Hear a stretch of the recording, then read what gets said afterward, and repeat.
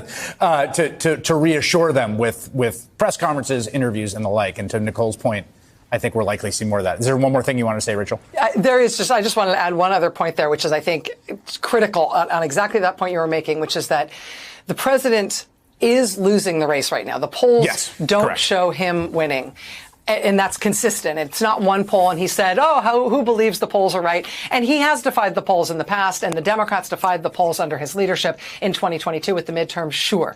But if the polls broadly, for the entire duration of this race, have broadly been accurate, he is losing. And so the thing that...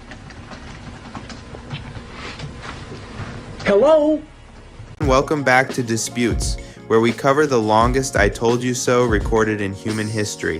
Today, we're diving into a hot topic that's got everyone talking. Rachel Maddow gave President Biden a reality check on her show, and it was something you don't want to miss. From questioning the accuracy of information his staff is giving him to discussing potential replacements and his recent gaffes, we've got it all covered. Let's get into it. And, you make a really important point, Chris, that I think we can't say frequently enough as Democrats and people who want Donald Trump to be prevented from returning to the White House sort of anguish over this decision, which is that there is not perfect information about the future.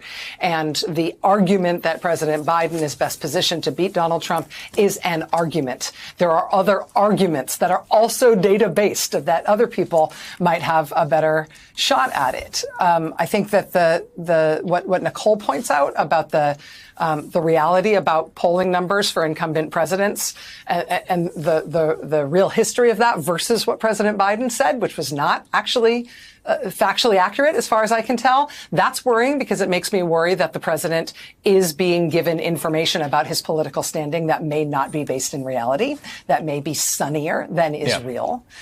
Wow, did you catch that? Maddow is raising a point that many have been speculating about for a while. Is Biden getting the right information from his team, or is there a communication breakdown somewhere and it doesn't stop there? At the recent Big Boy press conference, President Biden had some notable slip-ups that have everyone talking.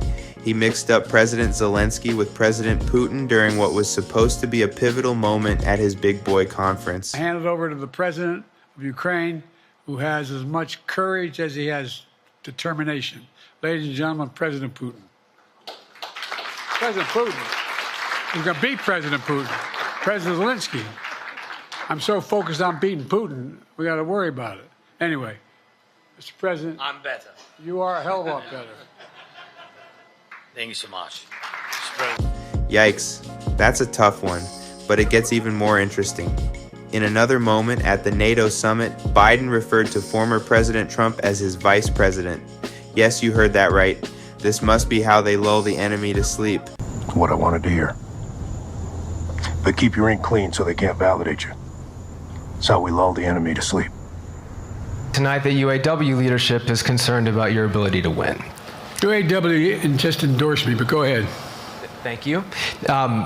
My question for you is, how are you incorporating these developments into your decision to stay?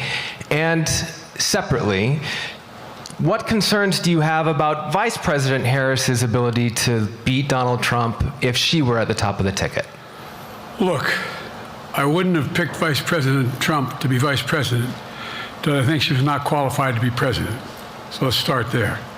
That mix-up definitely raised some eyebrows. Maddow didn't hold back on these points either. She went on to suggest that there are other potential replacements for Biden, stirring the political pot even more. Overall, Biden actually performed a lot better than expected. The main concern is just getting through a sentence is considered a good job for Biden. With so many issues like high inflation, 2 ongoing wars, and a border crisis, the focus has come to Biden's cognitive health and whether or not he can still perform. Being able to get through a press conference with minimal gaffes is not good enough for me to qualify Biden to run the free world for another 4 years. It's a bold statement, but it reflects the growing concerns about Biden's leadership. Whether it's the reliability of his staff or his own public performances, it's clear that the conversation is far from over. Details also have been released that a lot of the interviews that Biden has been doing are filled with questions that were created by Biden's handlers. Interviews are being edited before being released to the public to ensure we don't see Biden's gaffes or his incoherent rambling. This is a big no-no in journalism and should be taken very seriously by both sides of the aisle, whether you vote Democrat or Republican. So, what do you think? Is Rachel Maddow right to question President Biden's team and his recent performances? Could there be a potential replacement waiting in the wings? Let us know in the comments below. Thanks for watching. Don't forget to like, subscribe, and hit that notification bell so you don't miss any of our future updates. And just remember, we told you so. See you next time on Disputes.